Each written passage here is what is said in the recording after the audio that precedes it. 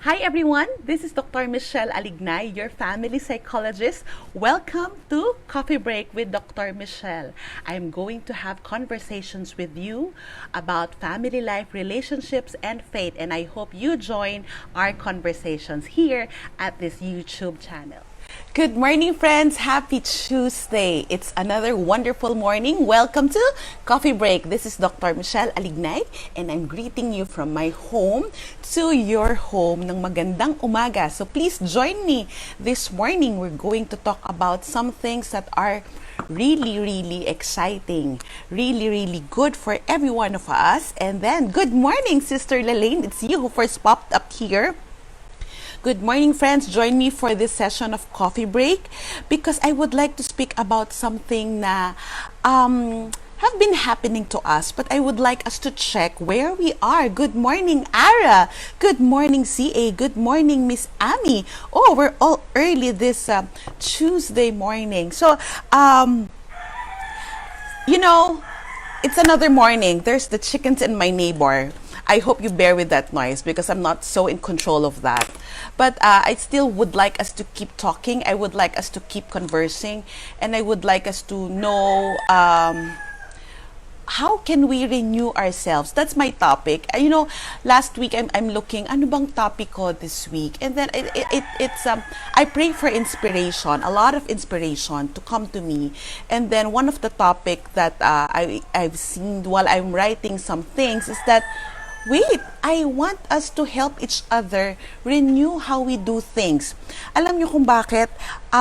We are already 90th onwards day of quarantine. So, we're here for 90 days already. So, I would like us to check nasaan tayo. Nasaan tayo in this situation? I would like us to understand each other better. And are we still on the dapat? Are we still on the must do? Are we still in the would have beens?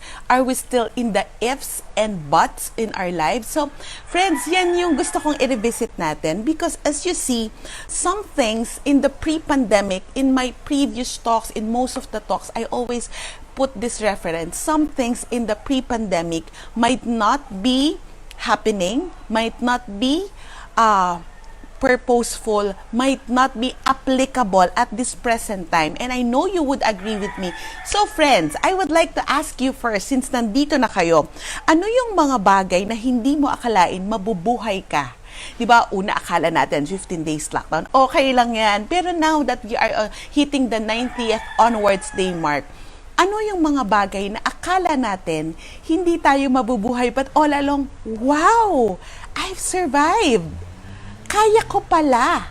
Yan. So, could you share what is it for you na you thought you cannot live with, but wow, you've survived. Ako, honestly, I thought na hindi ako mabubuhay ng walang aking pampering manicure, pedicure, at saka full body massage on a every other week basis. But lo and behold, pwede pala. Pwede pala kasi I've done new things. I've renewed the way I look at it, and I am doing other things that will be suited for this present moment. Kaya alam nyo, friends, naniniwala ako na meron kayo niyan. Minsan ayaw lang natin aminin. So I would like to ask you, just put it in the comment section, ano yung bagay na yon? Ano yung akala mo hindi ka mabubuhay? Yun pala, oh my, kaya mo pala. So good morning again. Welcome to Coffee Break. Hi Joy. Hi Anna. How are you guys? And ladies, mommies, friends, just join me at the next 30 minutes or to 40 minutes para pag-usapan natin how can we renew. So my topic is renewing for the new normal. Yung mga bagay na kailangan nating baguhin, yung how we think about things, kailangan din natin ayusin on how we do things. And maybe, kailangan natin i-check where is the posture of our spirit. Nasaan yung posisyon ng puso natin sa paggawa ng mga bagay na yan. So, join me for this morning. Let's start. I realized that I've seen some people, minsan, of course, in the chismis ayan, mag-eat out every day. You know, looking at some post of people in my network, yung mga people I follow in social media, you've seen how different people struggle that we should have been doing this. Ito pa, ayan, mag-eat out, pwede naman pala mag-home cook, kaya yung mga ganyan. You've seen na parang namimiss ko na yung ganito. Yes, I understand that because we're all human, lahat tayo may pinagdadaanan na ganyan. But if you look at it, look at this, let's reflect on 3 CF times 3, CF, tatlong C at tatlong F. If we continue to clutch, ano yung clutch, diba? Kinakapitan. Ayan, I agree. Jerry Len. Hi sis, bags, shoes, watches, and accessories.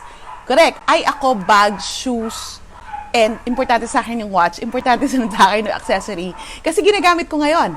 Pero yung bags and shoes, sabi ko, hindi ba sila masisira while we're still in quarantine at paglabas natin in the new normal or talagang totally wala na? So we don't know. But if you see, when we keep clutching, we become frantic. What I mean is, dahil sobrang kapit natin sa mga bagay, we become frantic. Pag yung mga bagay na yon, we thought that we're, holding on to, we thought are very important, we start losing grasp. We start losing them. So, when we keep clutching, we become frantic. When we become too criticizing, we become fatalistic. Anong ibig kong sabihin nito? Pag lahat ng nakita natin, of course, iba naman yung nakikita natin na talagang mga dapat ayusin. Pero pag lahat na lang ng bagay, kahit na bagay na may maganda, if our minds has been set to become very critical about everything, almost everything. Ano ba naman yan? Ganyan, hindi maayos? Ano ba naman yan? Yung mga anak ko.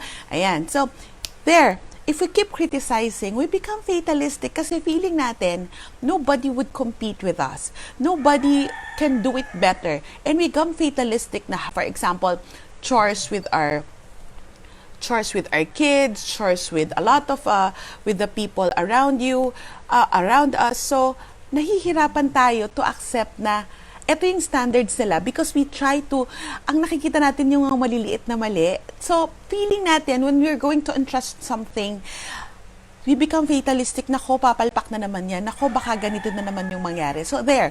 And another thing, when we become too controlling, ayan, dyan lumalabas yung, sabi nga, we are control freaks. Pero, hindi naman sa pagiging control freak. Pero pag we want to be in control of everything, then, the problem there is that we become really frustrated. So, look at this. We become clutching, we become frantic. Natataranta tayo kasi we're losing grasp. So, when we're trying to be too criticizing, we become fatalistic. And then also, when we're controlling lahat ng bagay gusto natin, alam natin, pulido, controlling, for example, now we don't know what will happen to our kids, na we're gonna school, maayos ba yung school, paano nila magagawa yung digital. In reality, we cannot control too many things. Even in the pandemic, kailan ba ito matatapos? Sa tingin mo, kailan mo matatapos? Hindi ko rin alam, friends. Kayo, may sagot kayo, kailan matatapos? Kahit na may estimates, our realities and context is very different in the country. Napapakapi ako sa pinag-uusapan natin. But so, here, I would like to invite you to the mindset that we can renew our mindset, we can renew everything. So, ito pa yung mga bagay, kaya tayo na-frustrate, kaya tayo nagiging frantic, at kaya tayo nagiging fatalistic. Kasi yung mga issues natin, ito yung mga narinig ko. Paano na ang birthdays? Paano na yung celebrations, di ba? Dapat kasi ganito, ayan. Dapat kasi kumpleto. Ayan. Ang tanong ko, hindi ba makakapag-celebrate ng ibang paraan? Paano na yung trabaho? Well, friends, kung paano man ang trabaho, ang pinaka-blessing natin in this pandemic is that meron tayong trabaho. Kahit ano pa yan, kung meron tayong trabaho or meron tayong source of income, at whatever the packaging is, kung ano man yan dumating sa atin, kahit na nandun tayo sa napakasimpleng sulok ng bahay natin, pero nagagawa natin yung trabaho. Or, hindi perfect yung conditions for us to go to the office. Ano ba yan? Ang daming protocols, may social distancing. Paano na yung trabaho? meron or wala. Pero tingnan natin, we have to evolve in how we do things. Paano na yung trabaho? Mawawalan ako ng trabaho. Ang sa akin, edi take work based on what you can do, not on base the kind of sweldo that you want or the kind of work that is that yung wag ka nang munang choosy. 'Di ba? Paano na yung family at summer vacation? Sorry friends, walang nangyaring summer vacation. Pero sa bahay namin may nangyari kaming summer vacation kasi nagbakasyon kami dito sa bahay and pangalawa, nag-swimming kami sa aming inflatable pool. So meron kaming family swimming. So paano na yung summer vacation? Paano na ang beach? Paano na yung trip namin? Ayan. Paano na rin yung Pasko or holidays? Meron pa naman din akong reservation sa hotel. Paano na yan? Paano na yung mga bata pag nag-school? Hindi ko kayang magturo, hindi ko kayang mag-asikaso, hindi talaga, kasi meron akong trabaho. So here, these are all valid. All our sentiments are valid. These are acceptable then. So here, another, they may not work now. So friends, I am inviting you, look at these things. What we thought before that we cannot live without, and how we do life then, how we do relationships, how we create things in the family. Yung mga bagay na, meron akong nakalimutan. Paano na ako magpapamassage at magpapa-nails pa? So, paano na yon? So, how we do things then, posibleng hindi na siya yung way na ginagawa natin now. So, it is really, quarantine is really the time to renew. Kasi I'm sure that one thing that I'm sure of, when we go really out of the new normal, still we're in quarantine, we are already transitioning to a new normal. What we've been doing then will not be the same way of how we're going to do things in the future. We have, these things are valid. Lahat to valid. Pero ang kailangan po nating tinan, I'll ask you to revisit these statements that I'll share. We have been moving in an autopilot mode. Nasanay tayo. Honestly, psychology-wise, we are programmed. We are wired to do things the way we do things because that's the way we know how.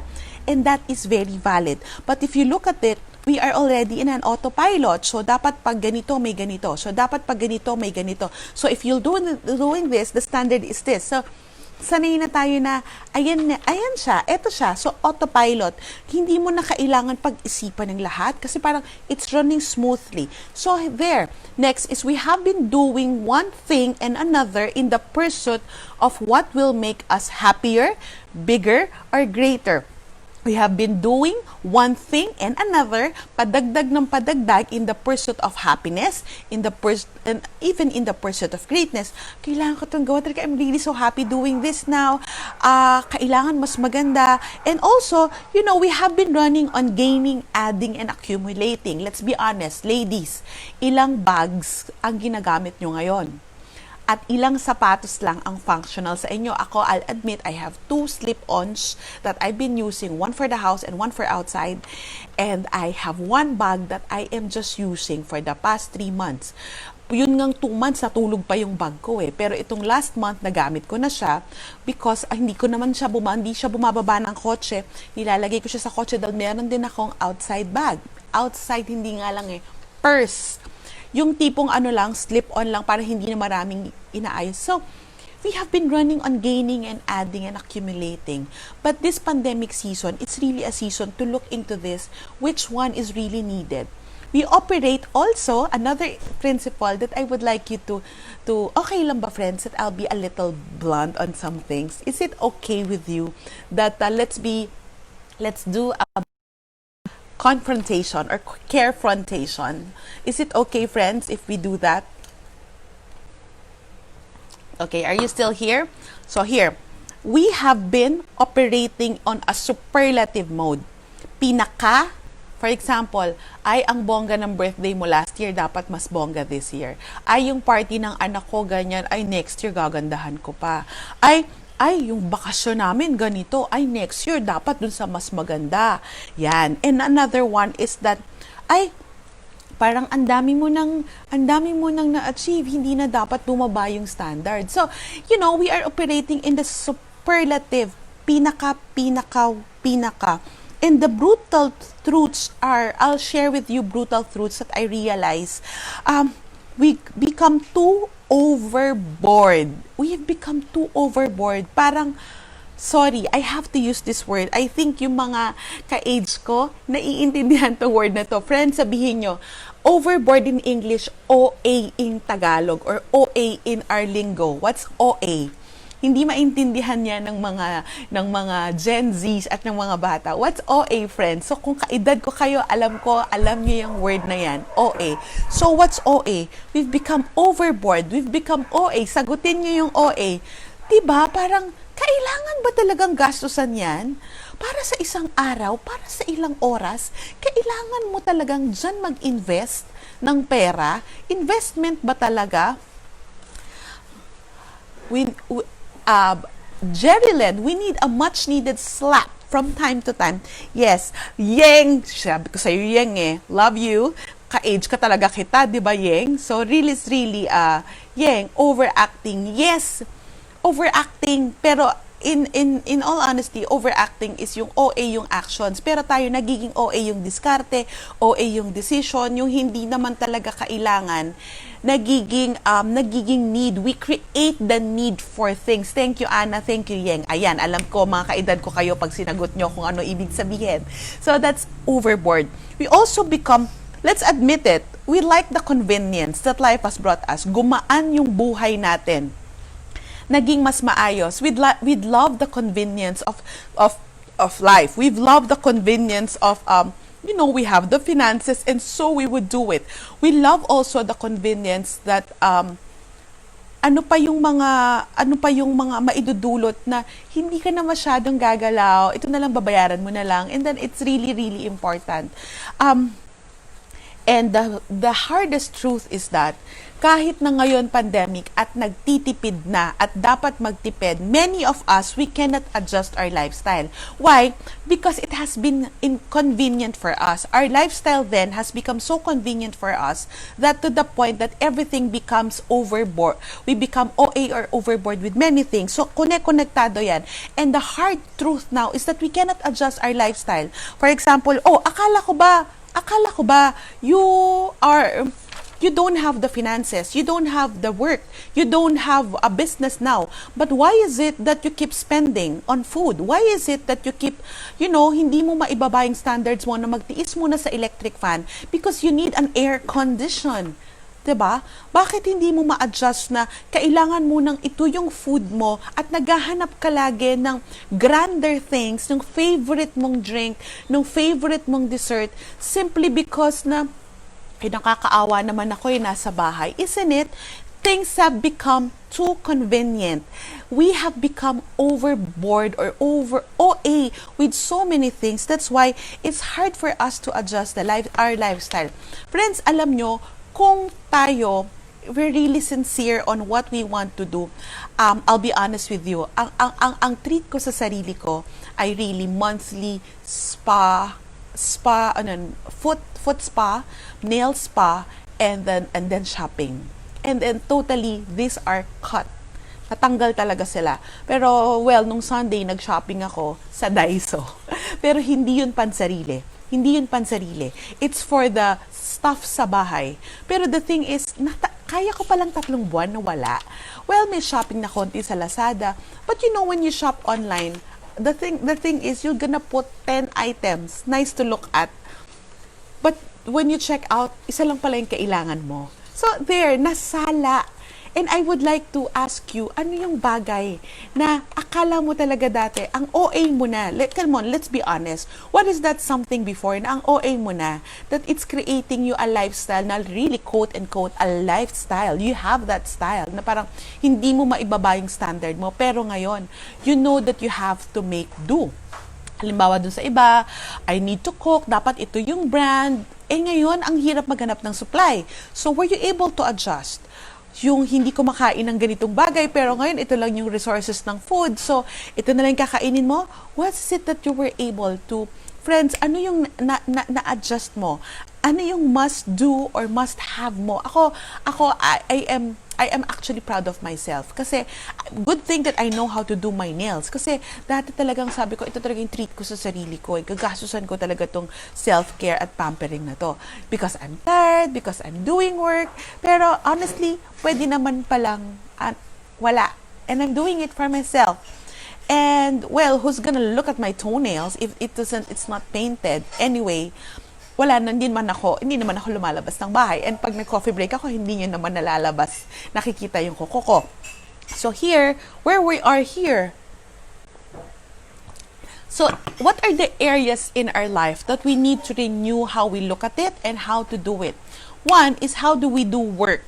Kanina ko pa yan nabanggit, friends. Pero I believe that it's important for us to renew how we do our work simply because any work or source of income that we have, it has become a precious blessing right now. We have to be grateful for the little blessing that we have with work kasi maraming ngayon walang trabaho. Maraming walang pinagkukunan. So kahit ano pa yan, then we have to make the most and we have to do it. We have to do the work and appreciate it kahit gaano pa kalaki or kaliit yung binibigay niyan.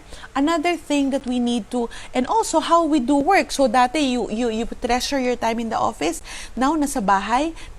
Friends, ang invitation ko sa ating mga coffee breakers, wag nyo nang tawagin na nasa bahay lang. Wag i-upgrade na natin yung mindset natin.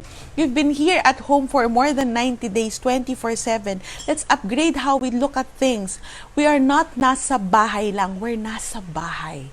So may kasamang ngiti because the home now has become the hub of almost everything that is happening. Okay, now, let me check. Jerry Len, nag-downgrade kami since lockdown from eating unmindful meat buffet outside to more homegrown veggies and vegetables. Ayan, ang ganda, di ba? Embracing minimalism. Tocino, clothes, every time I go out of the house. Ayan, I like it that you have answers. I like it that you see what is really more important. And then another one is family time and relationship. How do you do family time now? Hindi natin pwedeng sabihin na hindi na kami makapag-family time kasi hindi kami makalabas.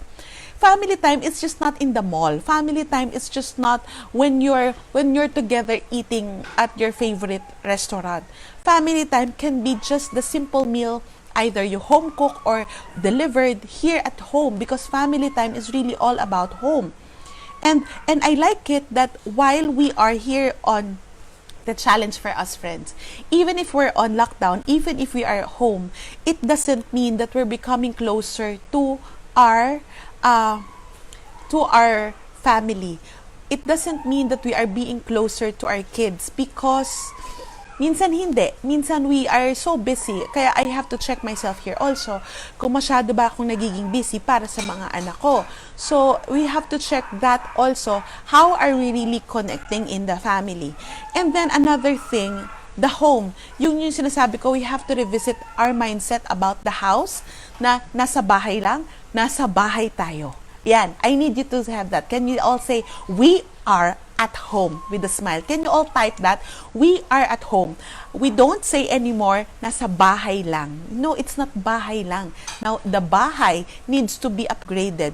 So, I'm not talking about the physical look ng house na magpapa-renovate kayo to your perfection. I am just talking about the psychological mindset about how we look at our home.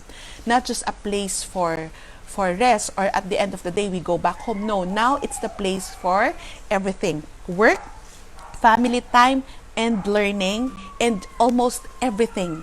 We are home. Another one, ito I want to really talk about this with you. Ito ang dami kong nakikita, friends. Thank you for saying we are at home. Because we are really at home. So make your home, sabi nga, let's make the house a home. And that is very important. So friends, another thing that I would like you to look at, Family traditions. Ano tong family tradition? Paano na kami sa Pasko? Paano na kami sa birthday ng anak ko? Paano yan magsi-7th birthday pa sila? I love how some people in social media make everything so creative at this time. That they keep that spirit of festivity, but they kept it to a minimum. We can still be festive, but it may not be the way we used to do it. So, actually, that's why we're talking about this. Because we are revisiting what we thought we are autopilot to doing. But now, so family tradition, create new traditions, create new ways of celebration, create new ways of doing things. And another one, education. Education, of course, that's our concern now. Na tinitingnan natin, so paano na mag-aaral yung anak ko? Ang madalas ko marinig ngayon, paano na yung socio-emotional development na anak ko? Kung hindi naman sila makikita ng classmates, friends, they have you. Socio-emotional development of the kids actually begins at home. And you, as the able parents, and you, as the intentional parents, even if your child is learning through online platforms, sa bahay nyo pa lang, socio-emotional development is happening already. At tayo ang tutulong sa kanila to enrich that. Another one, social affairs. Wala nang, big weddings, big events, wala muna yan. So, paano? Will life stop? Hindi. So, we just have to renew things. And another one, vacations. Ito nakita ko parang, I think na-mention ko na rin to before. Nakita ko yung mga post na parang, when will we fly again? When will we be together again? So, alam nyo, ang naisip ko dito, we're not gonna fly this weekend. We're not gonna fly maybe next year. Because the cost of flying might not be the same way. And imagine, if we're going to go to a place, it's like us, look at them. We have to actually, we cannot just look at them. We just cannot touch them anymore. We just have to look at them. We'll be very limited. And do you still want to spend a lot of money to go to a place that you will just look at but not fully experience? So, I believe and we have to renew the way you look at your well-being. Hindi na ako makalabas, hindi na ako makatakbo the way I want to, hindi na ako makapag-zumba. Everything can be done at home. Even my yoga studio, Urban Ashram, they are offering virtual classes. And then it's so good because I don't brace through the traffic just to take class. And friends, this is an invitation. Kung ano man pa yung kapit-kapit natin, whatever we are still clutching, wanting to control and wanting to criticize because we are not having what we used to having. We're not having the convenience of how things were, and we're not having the kind of life we want, we long. Eto na ako, tapos parang sabi nga ng matatanda, nasa kama ka na, bumalik ka pa sa banig. Pero friends, hindi naman tayo pinabalik sa banig. Pinastaypot lang po tayo sa kwarto. Hindi naman sinabing bumalik ka sa banig. Pero pwede rin. Pero kung babalik ka sa banig, pasalamat ka meron pang banig. Pasalamat ka may bahay. Yun eh. Kailangan natin, we renew how we do life, how we do relationship is actually renewing for the new normal. It will be hard for us to go through the new normal. Paglabas natin ng quarantine or kung babalik ba tayo sa ECQ, yung mga bagay that we take things for granted, and then it's high time for us to revisit. Ano yung mga bagay na maliliit na na-appreciate natin ngayon? Pangalawa, ano yung mga bagay na akala natin makakapagpasaya ng sobra-sobra-sobra sa atin, pero right here, right now, kaya ko palang maging masaya kahit wala siya. So, tingnan natin mabuti yan. I really invite you to be very aware of yourself, aware of your circumstances, because I believe that is very important. If I would quote from what Brother Bo Sanchez said in Jewel's conference: to look forward, you must let go. And so I would like you to look at this. One thing that I've learned in yoga, I've been taking yoga for, I believe, mga 6 to 7 years already. Kung meron tightening, meaning masikip or masakit sa atin, Ako, I always have pain here at my shoulders. When we have a tightened space, minsan sa hips natin, hindi tayo makagalaw, nasa stiff neck, ayan, masakit yung balakang, masakit yung arms. So it means the muscles are tight. When we need to loosen or open one area of our body to create space, and that is something so applicable in life. I'll repeat that. We need to loosen or open one area of our body to create space. Bakit? Ibig sabihin, yung muscles natin nag-tighten na. With our muscles clutch too much, and maybe we've become too critical, and maybe it wants to control a lot of things. So, the psycho-emotional, the psychosomatic also, our bodies tighten because we are too frantic to control. Our bodies and even our minds also are trying to control things, so it has clutched too many things. But I invite you, you need to loosen and open an area of your life to create space. And I would take a quote from Sister Mia Bueno, and then she said this during the Jewels conference also. For us to create space, we have to let go of the shoulds to create space. So these are my 3 steps that you can look at. 3 areas that you can look at. You have to let go of your shoulds to create new space. How do we renew? Let go of the shoulds to create new space. Yung mga dapat, ibaba na lang muna natin, tanggalin muna natin, i-declutter muna natin, i-sort natin kasi baka hindi na siya applicable. So we have more space to renew things. Ulitan. Back to zero. Refresh. Paano kung di mag-work? Ulitan ulit. So, there. It's just an experiment. Who's stopping you? Shoulds to create space. Paano kung hindi mag-work? Di mataktan. Sometimes experience is our best teacher. So, there. Let go of shoulds to create space. Create new space for new insights. Create new space for new traditions with your family. Create new insights and new ways of doing things. Create even wealth. We are making room for more wealth because we're letting go of a lot of things that we're spending on. So this is also the time. Kung meron kayong extra, ito na yung time na, hey, ipunin mo na. Hindi mo nakikita yan. Kailangan mo siyang itago because we have to save it for the rainy days, for an economic decline. So, shoulds, space. The next thing, must, marvel. Ano to? It must be like this. It must be this way. We must travel. We must do this. I must have that. Ayan. Yung mga, ano sa Tagalog ang must? Kasi yung shoulds, mga dapat.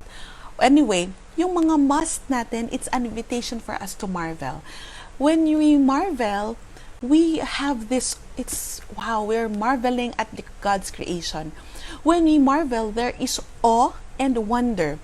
We appreciate smaller things. Yung mga bagay na hindi natin na-appreciate. Like plants. Dati, tinitake for granted natin yan. Ngayon, in my feeds, and even ako, I'm into plants. And even kagabi chat ko yung friend ko with plants. I'm marveling in the home now. Before, because I'm so busy going out, I don't have time to declutter. I don't have time to just, to reorganize the home. Now, we can do that. Must, tama, kailangan. Yeng, thank you for that. Must, kailangan. Pero, kailangan nga ba? Or maybe we can start marveling by having awe and wonder sa mga bagay na nag-unfold, sa mga bagay na nare-realize natin na, uy, pwede pala to. Uy, kaya ko pala to. Uy, ganito pala to. Uy. So, there, I would like to invite you to let go of the should so you can create space. Let go of your must for you to marvel, and more important, the would have beens, the woulds, yung mga bagay na would have beens. Kasi I would have been there. I would have been doing that. I would have been this. Kung hindi dahil sa pandemic, I would have been.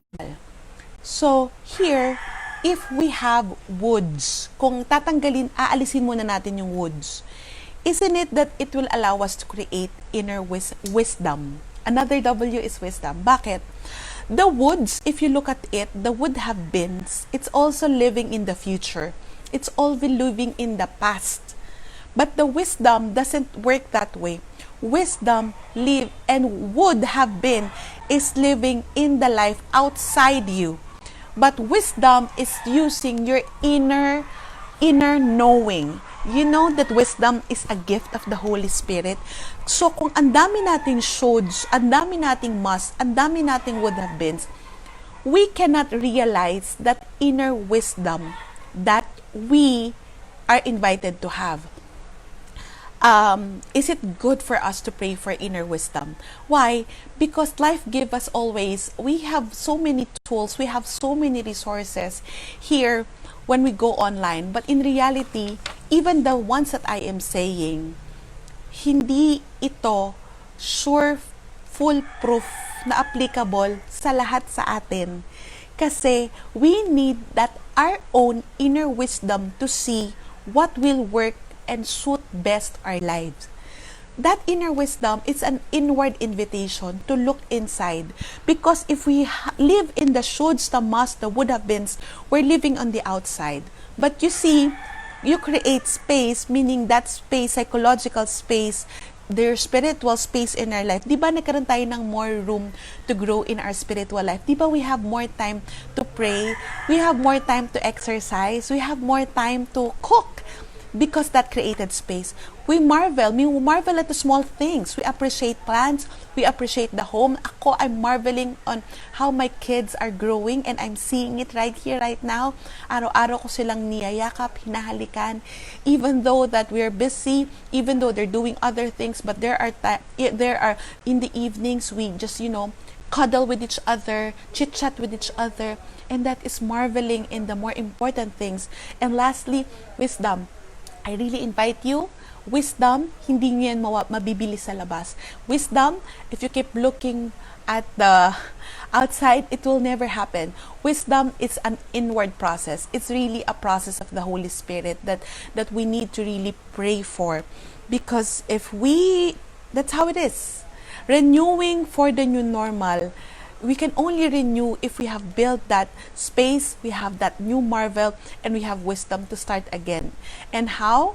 I don't know, friends. I am not certain about our future, but I am certain about a bigger God.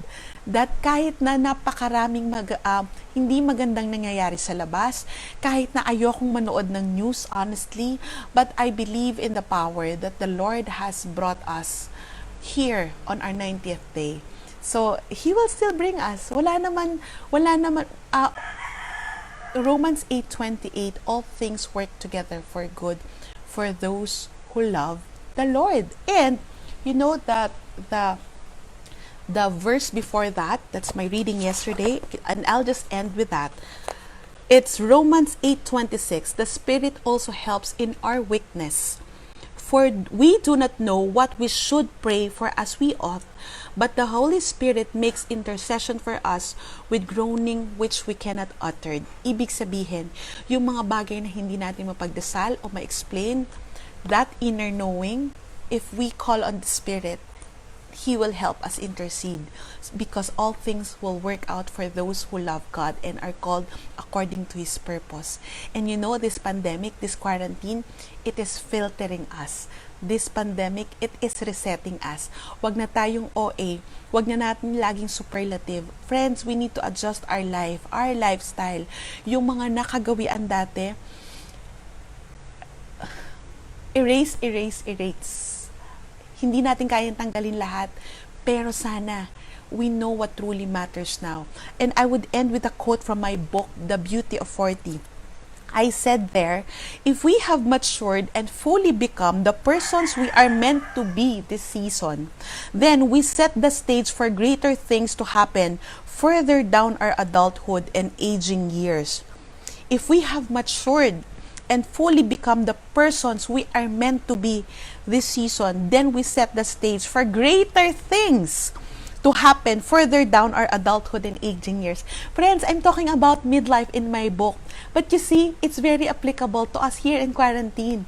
If we have really become the person we are meant to be, Kaya tayo nasasala ngayong quarantine.